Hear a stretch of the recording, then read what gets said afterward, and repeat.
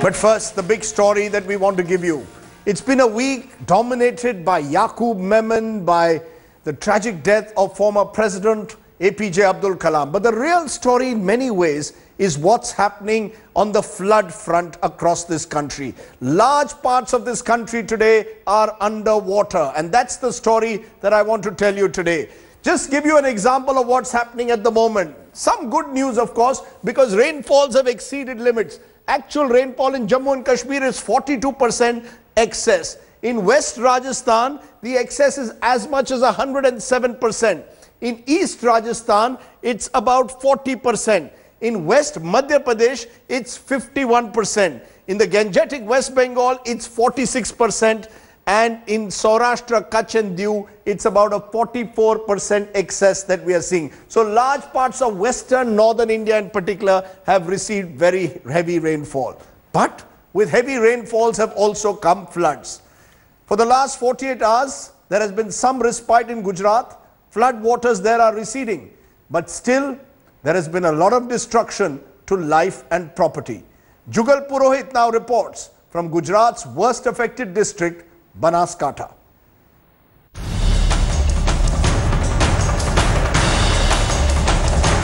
Banaskantha district of North Gujarat faced a tremendous onslaught of incessant rains this week. पूरा खेत में पूरा खेडूत के वो गाय भैंस सब मर गई, पानी में तना के चले गए, पूरा ओनली फॉर एक अपन का जीव बचा के बाहर निकले हैं. Despite 2 days of negligible rainfall, the administration's promise of reaching all and beginning restoration works remains on paper. The biggest roadblock is the lack of connectivity. However, for those who have suffered, this is hardly any consolation. After 5 days of heavy downpour, the waters has begun retreating, but no one is having a sigh of relief just yet. A 21-year-old walking through flooded fields suddenly vanished. कारण तो कुछ नहीं, खेत से इस तरफ आ रहे थे, इस खेत पे मेरे पास तो खड्डे में गया और गिर गया. यहीं पे होगा मेरे हिसाब से तो, या फिर आगे गया चला गया होगा. इसको तैरना आता है? नहीं आता. And despite several hours of rescue effort, there has been no headway. Due to a heavy wind, a lot of trees fall down, so rescue teams were facing the problem to reach here. The rainfall which caused the floods has gone. The flood waters too are retreating, but everywhere they're pulling out from are scenes like the one that you see behind me. For this family who lost its 21-year-old while crossing what you may not believe is a field to go into another one, the flood and its memories will never ever end. In the Varan village of Banaskantha district of Gujarat, with camera person Sajid Alam, Jugal Purohit reporting for India Today. Now that's on the western tip of the country. On the eastern tip of the country, also heavy rains. For the citizens of West Bengal and Odisha, the cyclonic storm Komen has weakened into a deep depression. But its devastating trail has left 39 people dead. Several districts in the two states remain underwater. Manogya Loiwal now reports from Bengal's South 24 Parganas.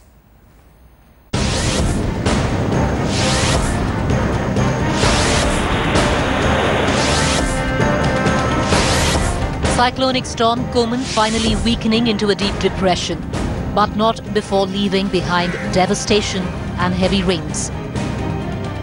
80% of Hooghly, Murshidabad, Birbhum, Asansol and Midnapur affected by the cyclone's fury.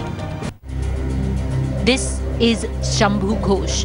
He lives in South 24 Paraganas. While others have started evacuating the area, Shambhu is staying back to perform his father's last rites. Problem তো বাবা মারা যাওয়ার পর থেকেই তো বৃষ্টি জল ঘর ভর জল রয়েছে, তারপরে বাচ্চা কাচ্চা নিয়ে ঘরের ভিতর থাকতে হচ্ছে, সাপ ব্যাঙ চতুর্দিকে সব ঘুরছে. Several districts of West Bengal have been affected by it, and there will be heavy to very heavy rainfall in these districts. Districts like Malda, Murshidabad, Birbhum as well as Nadia, North 24 Parganas, South 24 Parganas, Hooghly will be vastly affected with it. For these villagers, the worst is far from over. Their biggest fear now is losing their homes to the floods. এই তো আমাদের ঘর বাড়ি বুড়ে গেছে, আমরা বাল বাচ্চা নিয়ে সব আমরা স্কুলেতে উঠেছি। আমাদের ঘরে হচ্ছে কি এতটুক করে জল আছে উঠোনে, আমরা তো হচ্ছে কি বেরোতেই পাচ্ছি না, দোকান পাঠশালায় যেতেও পাচ্ছি না, জলও খেতে পাচ্ছি না, কিছু করতে পারছি না। जैसे आप लोग देख रहे हैं पूरा गांव पानी के अंदर है अभी। करीबन 150 फैमिली मेंबर्स इफेक्टेड है इसमें। There is flood-like situation in several districts of West Bengal and the water simply refuses to recede. With every passing day, the danger level is only increasing because there's more and more rainfall that is happening in the state. The next 48 hours will be extremely crucial and of course to be wait and watch for not only the government but also for those who have been stuck at various places. With camera person Shyam Sundar Ghosh, this is Manogya Loiwal in South 24 Parganas for India Today. Now, if you remember, in June this year, the Union Minister Harsh Vardhan, based on a revised forecast of the Met Department, had announced that India will face a deficient monsoon this year. It looks like he's got his prediction, or the Met Office has got its prediction wrong once again. हमने अप्रैल में कहा था कि इस वर्ष monsoon के normal से कम होने की संभावना है, जिसमें 93% ±5% की हमने बात की थी।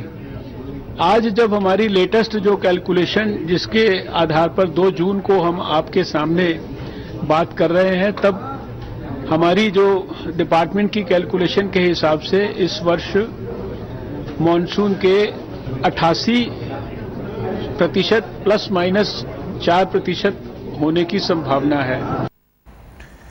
The big question, of course, why has the Met Office got it wrong? Is it so difficult to predict monsoons in this country? Joining me now, M. Mohapatra, head of the Cyclone Warning Division of the Indian Meteorological Department, Jatin Singh, CEO, SkyMet Weather Services Private Limited. Appreciate both of you joining us, but I just want to get it clear first from you, Mr. Mohapatra, about in the month of April, May, the government told the country that we were heading for a deficient monsoon, particularly north, central and western India. And actually exactly the opposite has happened. These are the parts where we are getting these heavy rains now stretching almost into August. Did you get it wrong? Yeah, if you just remember, in the second page we have told that the all India monsoon rainfall during month of June to September will be 88% of the long period average, and during month of July it will be 92% of the long period average. In the month of August it will be 90% of long period average. Now just now we have got the data for the month of July because today is the last day, and as per the record available with me, the rainfall during month of July has been 84% of the long period average. Thus it has been 16% below normal during month of July. So our forecast was 92% ±9%. So in that sense the statistics has come correct. But I agree with you that there has been some heterogeneous distribution of rainfall during month of July because of the development of these two systems. So you're saying you couldn't predict it? Are you saying it reflects the limitation that you couldn't predict it? You couldn't predict what you can't predict certain weather conditions. 2 months in advance you cannot predict what would happen in the month of July. Am I clear? Is that right, sir?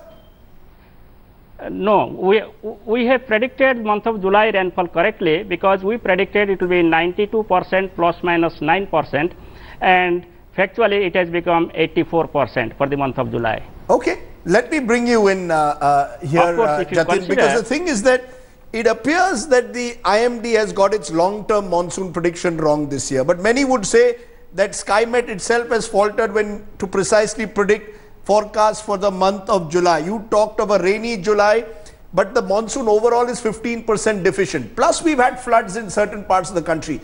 Is it impossible to predict a country like India? No, actually, let me put it this way. The overall deficiency is about 95, it's about -4 for June, July together. So you almost, a couple of days ago it was 97, so it is normal.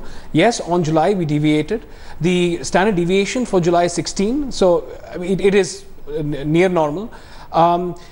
Long range forecasts in equatorial regions like India is eminently forecastable, and last couple of years we've been getting it right. That is getting the 4 months right together, the accent right. Is it going to be a drought? Is it going to be above normal, or is it going to be normal? Now the month on month is where the deviations happened.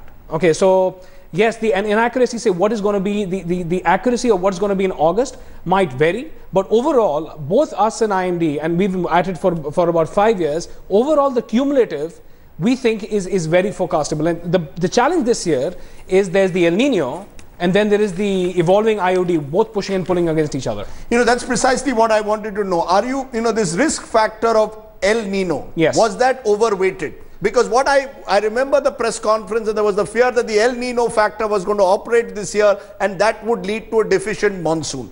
Do we tend to overweight the risk of El Nino? You see, this is an exceptional year, and both us and the IMD are really at the fine edge of that research. 60% of all droughts are El Nino droughts. Yes, this is a super El Nino. Yes, so was 1997, which was not a drought. Our calculations show, we went for 102, we've downgraded it a bit to 98% of the LPA, which is still normal. That I think, personally, there's a very low chance of drought. There's a 2% chance of drought. And still the highest probability is for normal. It could deviate into below normal category, which is actually not that bad. But that is what our calculations show this year. Some of my research shows that we've got just a 50% success rate since 1982. Is that true, or has it got better over time? And therefore, when I take such a long time frame of 32 years, is it true that it's got better in the last 10 years, our monsoon predictions compared to the previous? No. That is the IMD. Yes, accuracy. the IMD it's about, the correlation is of 0.45. Yes.